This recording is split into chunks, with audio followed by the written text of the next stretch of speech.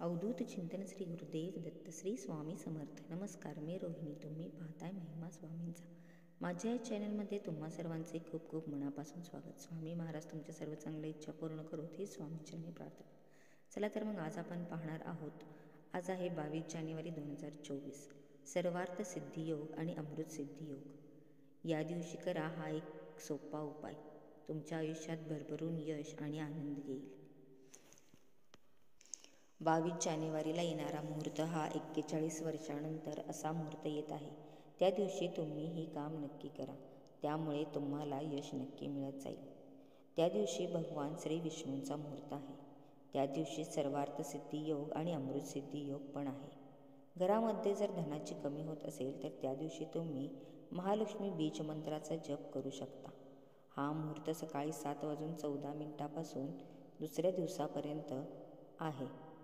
या दिवशी सर्वार्थ सिद्धी योग आणि अमृत सिद्धी योग सुद्धा आलेला आहे.